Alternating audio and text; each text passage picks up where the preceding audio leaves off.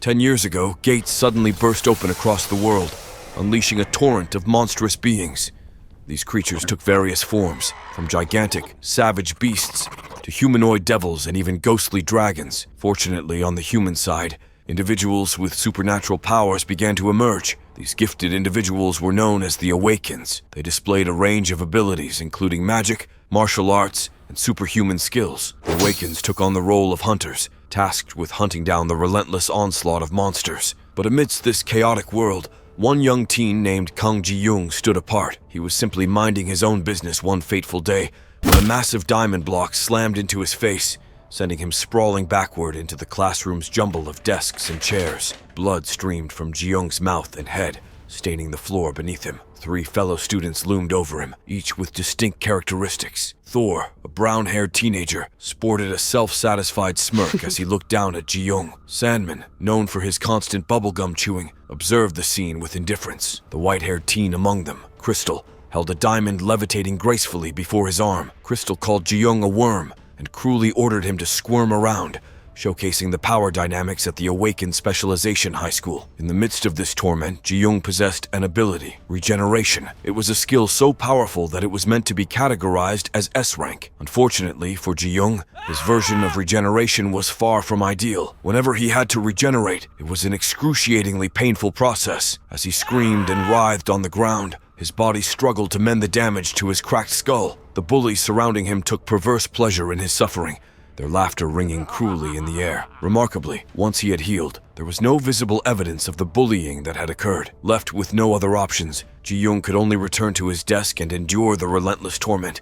The authorities, including the teachers and the police, seemed helpless to intervene in the situation. The grim truth was that S-Class Awakens, individuals with potent abilities like Ji-young's tormentors possessed, received special treatment from the government. It was a stark reality that left Ji-young feeling trapped and hopeless. After enduring the torturous day at school, Ji-young trudged back home to the modest shop situated in front of their house. His mother greeted him with warmth and offered him some food, a small act of kindness that kept him going. Ji-young's mother was the sole reason he continued attending the Awakens Specialization High School despite the relentless bullying. His father had passed away when he was just 5 years old, leaving his mother to bear the burden of running their failing restaurant and providing for the family. Consequently, when his mother asked about his day at school, Ji-young had no choice but to put on a fake smile and reassure her that everything was going well. He clung to the hope that, upon graduating, he could become a hunter and secure a better life for his beloved mother. Even as a C-rank hunter, his income might be meager, but it would be enough to offer them a chance at a more comfortable and happy life together. Before we continue,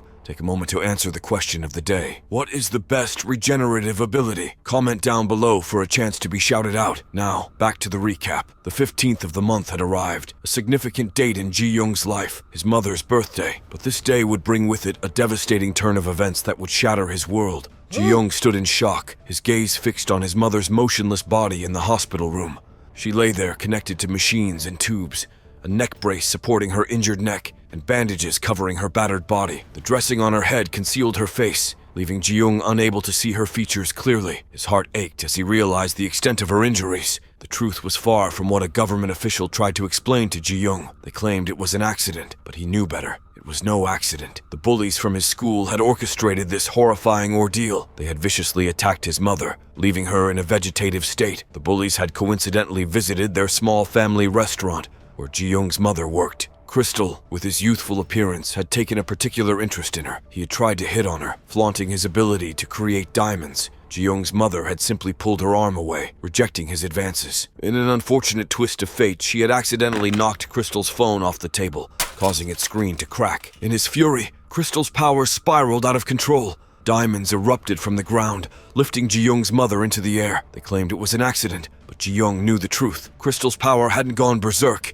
It had been unleashed intentionally. Blood began to flow down Ji-young's face as anger contorted his features. He clenched his teeth so tightly that they cracked and shattered, falling to the floor in pieces. His rage surged through him in vicious waves, and on the ground his mother's birthday cake was bathed in his blood. Meanwhile, in the mountains on the outskirts of the city, the 3 bullies relaxed after school, reveling in their powers. Thor expressed concern about sending an innocent woman to the hospital, but Crystal dismissed it. They believed they were young enough to be protected by the law, and their status as awakened individuals granted them special privileges. When Thor continued to express his unease, Crystal's glare silenced him.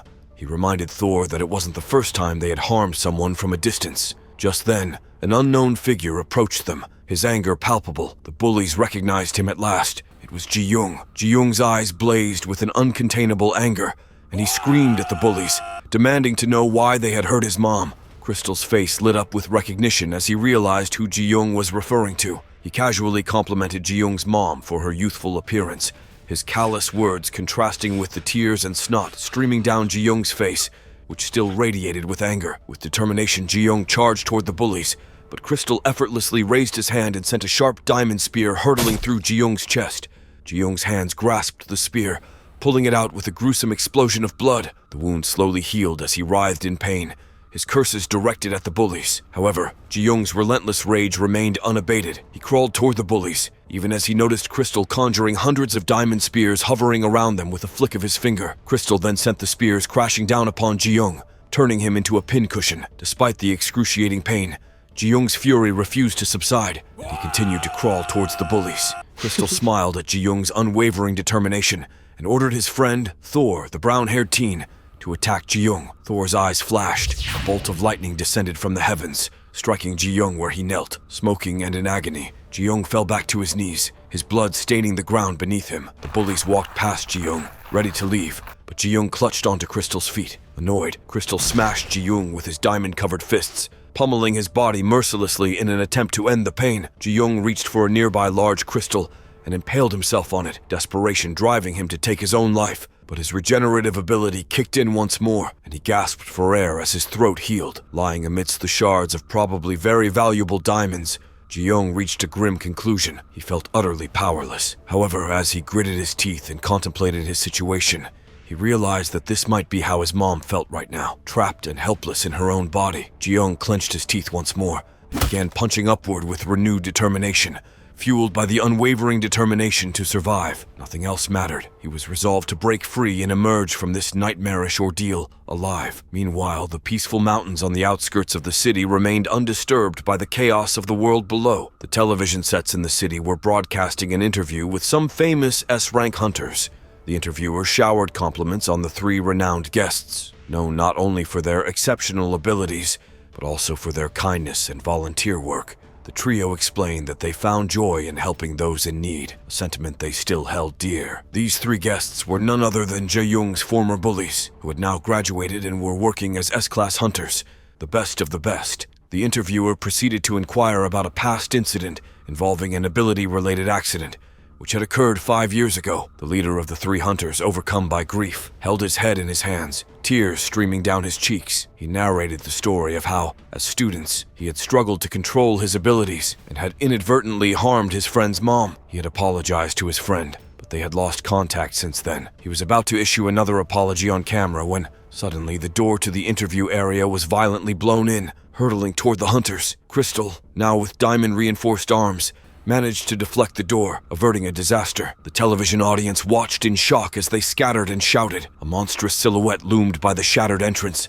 and with every step, the floor beneath the creature crumbled. Crystal watched warily as the imposing figure drew near, but in an instant, a powerful fist struck him across the face. In a flashback, we once again saw Ji-young within his diamond cocoon, tirelessly and relentlessly punching the diamond above him. He had lost track of time, unsure if it had been months or years. The diamonds before him remained unscathed by his blows, but he had noticed a change within himself. His regenerative ability was different from others. The continued injuries triggered an excessive regeneration, making him stronger with each cycle. He gazed at his knuckles, where bones peeked through, his exoskeleton starting to emerge. Inside that grave-like cocoon for 5 years, Ji-young's entire body had undergone a constant struggle. He had used his feet, his back, even his head, to destroy and regenerate his body repeatedly. Pain had become his constant companion. His blood had splattered, his flesh had ripped, and his bones had broken. The agony had become his entire existence, and when he regenerated, the pain was more excruciating than death. Yet, Ji-young had persevered for 5 long years, until finally, a crack began to form. In the present moment, Crystal's face was violently struck by a heavy skeletal fist, sending him crashing into the wall with tremendous force. His two sidekicks, Thor and Sandman, were bewildered by the sudden turn of events and the terrifying figure standing before them. This person looked more like a demon than a human, with an exoskeleton covering his entire body, and half of his face concealed by a skull-like mask. Ji-young remembered the last words the bullies had spoken to him 5 years ago when they had taunted him, saying he could try to exact his revenge once he managed to escape his diamond prison. Now Ji-young's rage burned as fiercely as ever, and he warned them that he had finally broken free. For the bullies, connecting their past interaction with their weak classmate to this imposing monster before them was a puzzling challenge. They stared at each other in confusion, while Crystal managed to get back up behind them. He ordered them to kill Ji-young, and Thor hastily summoned a flash of lightning to strike the enemy. The resulting bolt of electricity caused a massive explosion of power and debris,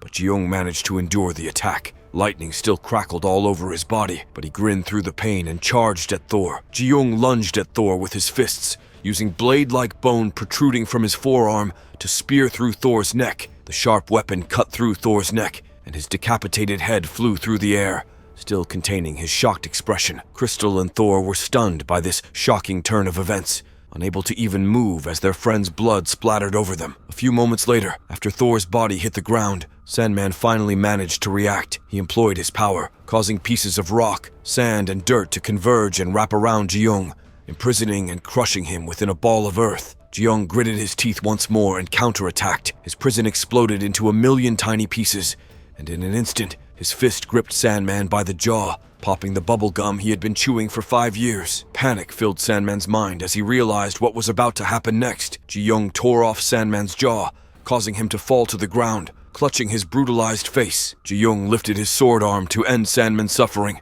slamming the blade into him, finally bringing an end to his torment. However, Crystal had managed to position himself behind Ji-young, his fists ready to strike. Ji-young turned to face Crystal, but this only meant that the diamond-laden fist crashed into his face. Unlike before, the skull encasing Ji-young's face managed to pierce through Crystal's defenses, causing cracks to appear in his diamond fists. Seeing this tragedy unfold, Crystal lifted his hand high into the air. Unlike the old days when they were just kids, the diamond spears that manifested around Jian this time were a majestic sight. They were colossal and numerous, encircling the entire building. Crystal pointed a determined finger downward, and the countless spears descended upon Ji-young with an ominous precision, turning him into a macabre human pincushion once again. As Crystal stared at Ji-young's mangled and horrifyingly impaled body, a shudder ran down his spine. The spikes skewering Ji-young's body quivered as he tried to rise, despite the relentless blood that poured from his wounds. This grotesque transformation only made Ji-young appear more menacing. His skeletal-like visage was now bathed in a sickening crimson hue, and his eyes bore a malevolent glare that sent chills down Crystal's spine. In that eerie moment of realization, Crystal understood that this battle was far from over. He swiftly encased his entire body in an impenetrable suit of diamond armor. With his fists now as heavy as diamond sledgehammers, he approached Ji-young with deliberate determination. Crystal's first punch landed with a resounding thud, bone and diamond colliding in a deafening cacophony. Blood splattered everywhere as he unleashed a relentless barrage of blows. Ji-young, however, proved to be a formidable adversary, catching Crystal's fists with his monstrous mouth, just as he had back in their teenage years. The difference now was that it was Crystal's arm that shattered under the pressure, not Ji-young's teeth. The realization that he was no longer invulnerable to this relentless monster sent waves of horror through Crystal's mind. Ji-young clamped down ferociously on the broken arm, and simultaneously, his skeletal sword pierced through Crystal's chest. Crystal's pain was excruciating, and he could do little more than scream in agony as he struggled to break free. With a desperate attempt to distance himself from the merciless onslaught, Crystal reached out to the ground. Summoning all his remaining strength, Crystal conjured a colossal stalagmite made of diamond to burst forth and skewer Ji-young. It lifted Ji-young into the air, but the grip on Crystal's arm remained unwaveringly strong. Desperation forced Crystal to make a harrowing decision. He severed his own arm, freeing himself from Ji-young's unrelenting hold. As Crystal weakly staggered away from the gruesome scene, a sudden and unexpected diamond spike pierced him, driving him to the ground. The agony was unbearable, and he screamed, pleading for Ji-young to stop. But Ji-young was resolute in his pursuit, advancing menacingly towards his wounded prey. Crystal's voice was raw as he begged for mercy, but it fell upon deaf ears. Ji-young subjected him to his own relentless attack, driving the myriad diamond spikes back into Crystal's body. He was now the one resembling a grotesque pincushion, barely able to summon the strength to speak. With eerie deliberation, Ji-young took hold of the skull mask that concealed half his face, peeling it off to reveal his entire countenance. Crystal's mind raced as he recognized the face before him. It was the same person they had mercilessly tortured during their teenage years, the one they had relentlessly labeled as a worm. Half of Ji-young's face was marred with scars, hidden beneath the skull mask, but there was no mistaking the identity of the man who now stood before Crystal, the embodiment of revenge and hatred. Ji-young remained unfazed by the insult, responding with a swift strike against Crystal. His fists collided with bone-shattering force, leaving Crystal reeling. In a merciless move, Ji-young gripped Crystal's throat, silencing any protests that might have escaped his lips. With a relentless determination, Ji-young drove his skeletal sword through Crystal's mouth and out the back of his head. Crystal's eyes reflected the slow fading of life as Ji-young exacted his long-awaited revenge.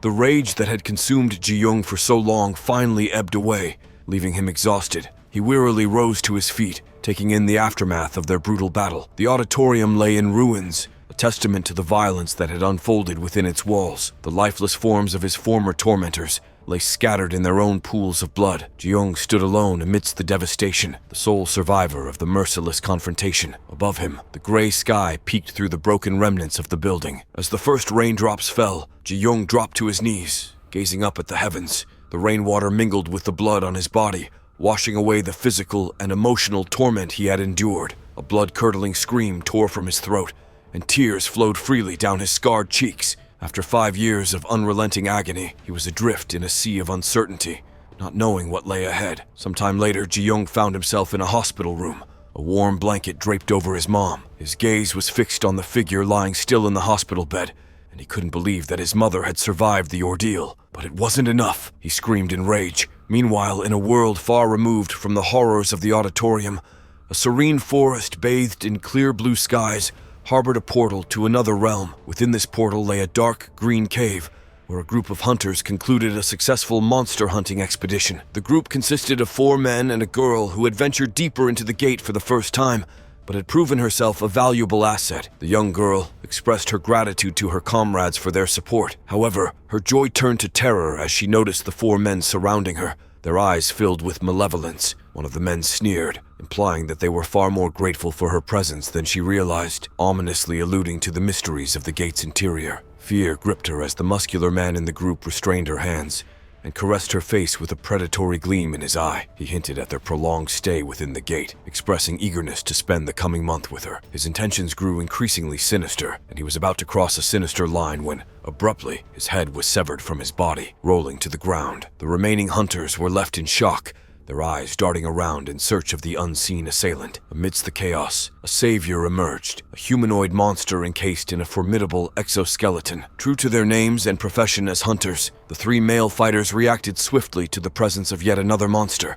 They launched a coordinated assault, burying Ji-young under a barrage of attacks. One of them summoned multiple fireballs, another conjured a spear of darkness, and the samurai drew his katana. The fire and dark mages unleashed their violent onslaught upon Ji-young, but it only managed to scratch his formidable exoskeleton. The samurai, however, plunged his katana into Ji-young's chest, only to be met with horror as the blade shattered upon contact. Ji-young retaliated in a blur of motion, obliterating the samurai. The remaining 2 male hunters stood in shock, unable to comprehend the overwhelming power of the monster before them.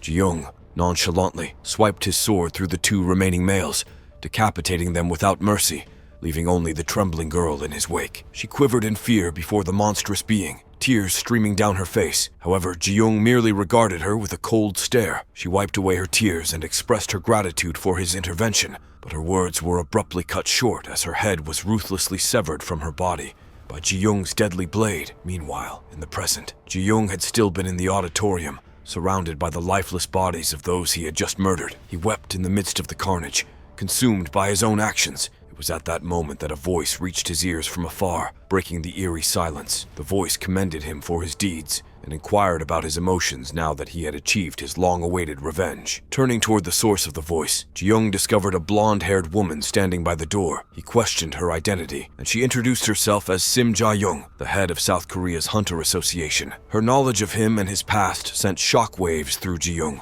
She revealed that she had been observing him ever since the incident 5 years ago, a clear reference to his mother's abduction. Suddenly, a tidal wave of rage surged within Ji-young once more. The auditorium trembled as he charged toward Sim Ja-young, his intention to skewer her clear. Unflinching, she calmly informed him that she held the key to saving his mother. Ji-young's furious attack halted just inches from Sim Ja-young, the shockwave of his restrained rage sending debris and rocks exploding through the corridor. Bewildered and intrigued, Ji-young questioned the meaning behind her words. Sim Ja-young clarified that she possessed the ability to awaken his comatose mother. As the world's sole S-rank healer, she held a unique and unparalleled skill. But trust was a delicate matter, and Ji-young needed assurance. He demanded to know how he could be certain she was trustworthy. Sim Ja-young responded with a mirthless laugh, revealing a shocking truth. She had been the one keeping his mother alive during his 5-year imprisonment beneath the earth. The revelation left Ji-young astounded and vulnerable. Contemplating his options, Ja-young inquired about her motives for involving him. Sim Ja-young smiled cryptically and explained the dire state of the world.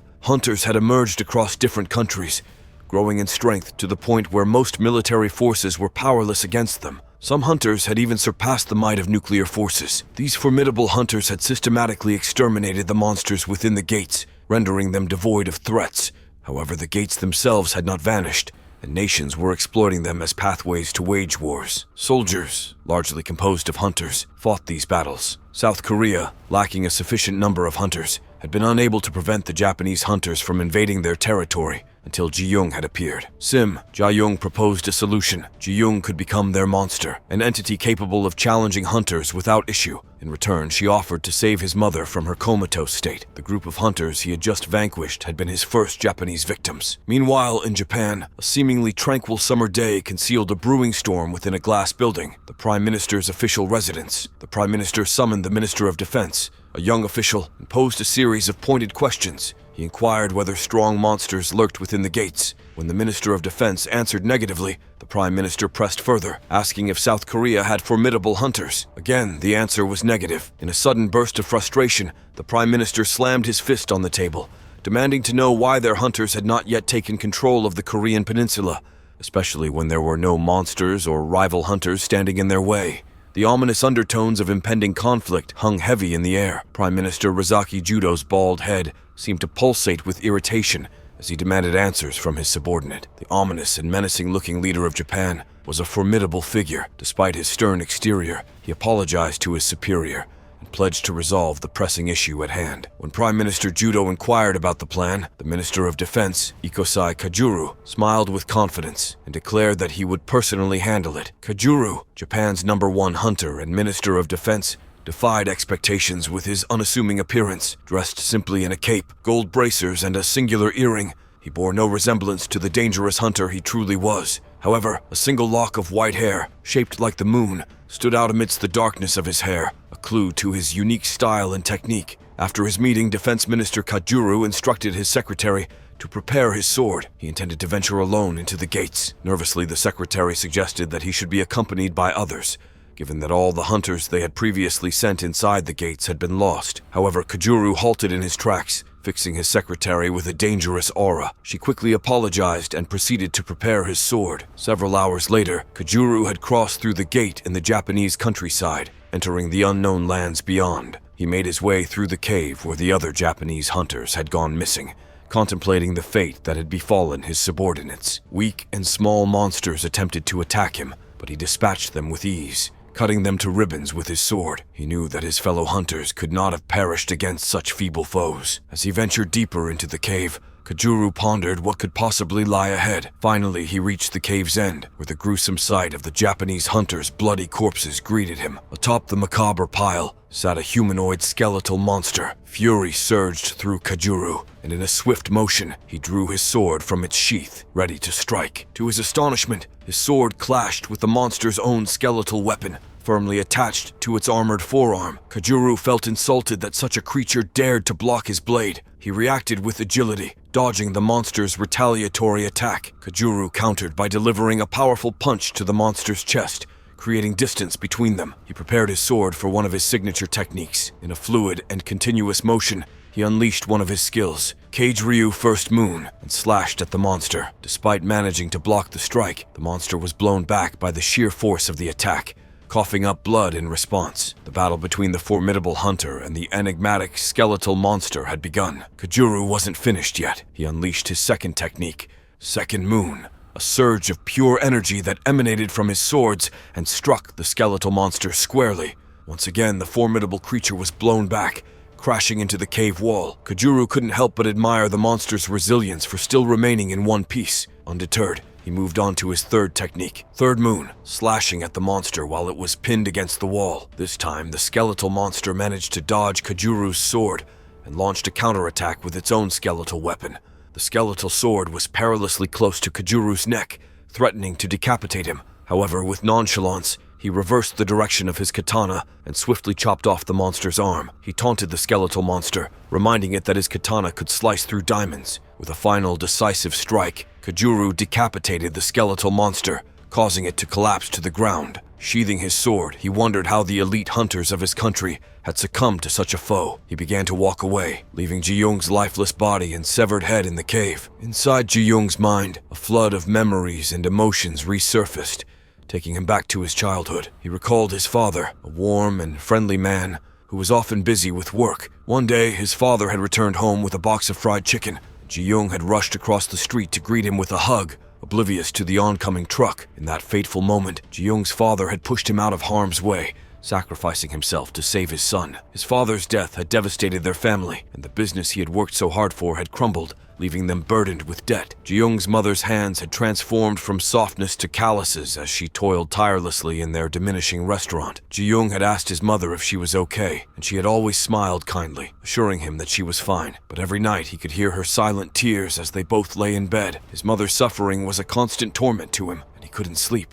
his own tears mingling with hers. Haunted by guilt and despair, Ji-young had reached a point where he believed that someone like him shouldn't continue to exist. His trembling hands had gripped a box cutter, and a few minutes later, his mother had walked in with dinner, dropping the tray when she saw what her son was doing. Ji-young, though crying, had smiled, his injured hand healing before her eyes. He had shared his determination to become a hunter like the one on TV, Crystal, Korea's #1 hunter, and vowed to make them rich and happy. However, the reality had taken a starkly different turn from his childhood dreams. Years had passed, and now Ji-young's mother lay comatose in a hospital bed, a constant reminder of the harsh reality that had unfolded. This poignant memory breathed life into Ji-young's eyes, as he recalled not only his mother's plight, but also his conversation with Ja-young. She'd revealed the grim truth that the world's balance was irrevocably broken. Many nations had fallen under the control of hunters, and Japan had emerged as their most formidable adversary. It was for this reason that they had sought Ji-young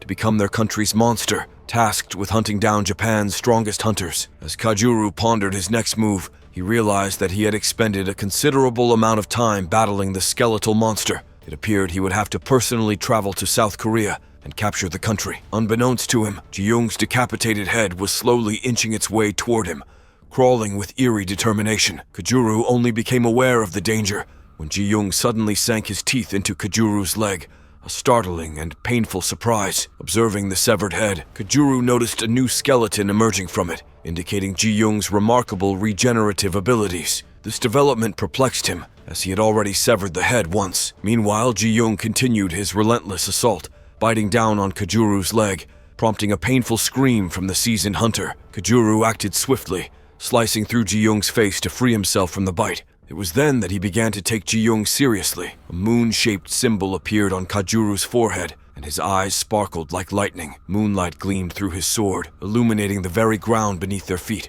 In an instant, Kajuru vanished, leaving Ji-young to sense mere glimpses of his movements. Kajuru activated his most potent attack, Kaigureu Fatal, 12th Moon. Numerous silhouettes of Kajuru simultaneously converged upon Ji-young. Overwhelmed and unable to react in time, Ji-young's entire body was mercilessly shredded by Kajuru's katana. The sheer power of the technique generated pressure waves that rippled through the tunnel and into the gate. The slashes escaped through the gate, returning to Earth, and the forest mountainside on the other side of the portal bore the devastating impact of the unleashed attack. Before we continue, let's take a moment to shout out at Julius Moen Star 8942, who commented, "I'm not complaining of this, but I do hope he don't exert himself for this," on our Betrayed Isekai video. Thanks for commenting. Inside the cave, the scene was transformed into a breathtaking display of ethereal beauty. The cave's roof was intricately carved with patterns that shimmered in the soft moonlight, casting enchanting shadows on the ground. The floor, like a grand chessboard, was paved with alternating patches of light and shadow. Kaguru, still reeling from the devastating attack that had wounded his ankle, began to gingerly hobble away. The pain surged through him like a relentless tide, making every step a struggle. His thoughts raced, contemplating the necessity of finding healing. Just as Kaguru was lost in his own thoughts, a spike of bone suddenly pierced through his other leg. Shocked, he let out a nervous laugh as he turned to face the source of this new threat. A skeletal hand emerged from the shadows, clutching the bone spike, and it shookly pointed towards him. The skeletal hand was attached to a battered yet menacing-looking skeleton, still determined to crawl closer to its prey. Kaguru, who had witnessed this gruesome turn of events, trembled with a mix of fear and astonishment. He couldn't believe that Ji-young, despite the enormous difference in their strength, still had the will to fight. Kaguru tightened his grip on his katana, determination coursing through him once more, and charged at the skeletal creature known as Jion with a resounding shout. As days passed, a tense atmosphere enveloped the countryside of Japan. The gate that had once been an entryway to an unknown world was now surrounded by numerous hunters. Among them were the elite hunters of the Ministry of Defense. Standing there, arms crossed, was none other than Japan's Prime Minister himself, Judo. His stern countenance betrayed his concern. Beside Prime Minister Judo, Kaguru's secretary cautiously asked if they truly required such a massive show of firepower. Prime Minister Judo's reply was solemn, emphasizing that 3 days had passed since Kaguru ventured inside the gate, and he had yet to return. As Japan's top-ranked hunter, Kaguru's safety was paramount, and they needed to ascertain his well-being. The Prime Minister's speech was suddenly interrupted by a grisly sight. Kaguru's head rolled out from the gate. A shiver of shock rippled through the crowd. Following the severed head, a skeletal monster emerged from the gate, stepping onto Japanese soil itself. The shocking turn of events left Prime Minister Judo speechless, but before he could react, his own head was wrenched from his body, detached in a gruesome spectacle. Meanwhile, in South Korea, a hushed conversation unfolded within the Korean Hunter Association headquarters. A subordinate whispered anxiously to Jae-young, expressing concern about the repercussions of Jae-young's murder of Jim Gang's son. The subordinate questioned whether it was reason enough to send Ji-young to Japan. Jae-young, wearing a cryptic smile, replied to his subordinate. He mused about the intrigue of a battle between the ever-regenerating Jian and Japan's mightiest hunter. The curiosity lingered in the air, unspoken but potent. In Japan, Prime Minister Judo's head abruptly reattached itself to his body, and his flaming fist struck Ji-young, sending him crashing to the ground. The force of the punch created a colossal explosion that seemed as if a comet had descended upon them. Ji-young lay unconscious on the ground, with Judo standing triumphant, his fists oozing molten lava, and his clothes riddled with burning holes. Judo, not merely the Prime Minister, but also an SSS-ranked hunter and Japan's number 0, glared with fiery anger. The cut on his neck had miraculously healed, thanks to the magma-like nature of his body. Meanwhile, Ji-young lay defeated and stunned, unable to comprehend the sheer power of Minister Judo's singular but devastating attack. What will happen next? Find out next time by staying tuned for our future recaps. Don't forget to like and subscribe for more great recaps.